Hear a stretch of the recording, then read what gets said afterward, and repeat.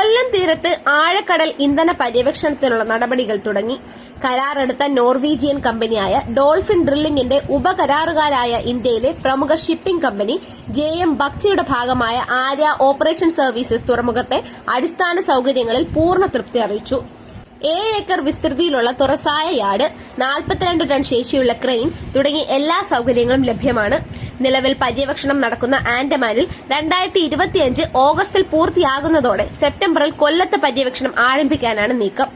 നങ്കൂരമോ mooring ലൈനുകളോ ഉപയോഗിക്കാതെ computer നിയന്ത്രിതമായ കപ്പലിനെ നിശ്ചലമാക്കി നിർത്തി ഡ്രില്ലിംഗ് നടത്തുന്ന ഡൈനാമിക് പ്രോസസിംഗ് ഉൾപ്പെടെയാണ് പര്യവേക്ഷണത്തിനുള്ള ബ്ലാക്ക് ഫോർട്ട് ഡോൾഫിൻ കപ്പലിൽ ഉപയോഗിക്കുന്നത്. കപ്പലിലെ പ്രൊപ്പല്ലർ, ത്രസ്റ്റർ സംവിധാനങ്ങളിലൂടെയാണ് ഇതിന്റെ പ്രവർത്തനം. ശക്തമായ എയർഗൺ ഉപയോഗിച്ച് പ്രകമ്പനം സൃഷ്ടിച്ച് എണ്ണയുടെ സാധ്യതകൾ അവലോകനം ചെയ്ത് അടിത്തട്ടിന്റെ ഭൂപടം തയ്യാറാക്കുന്നതാണ് ആദ്യ നടപടി. 2ാം ഘട്ടത്തിലാണ് എണ്ണക്കിണർ സ്ഥാപിക്കുക.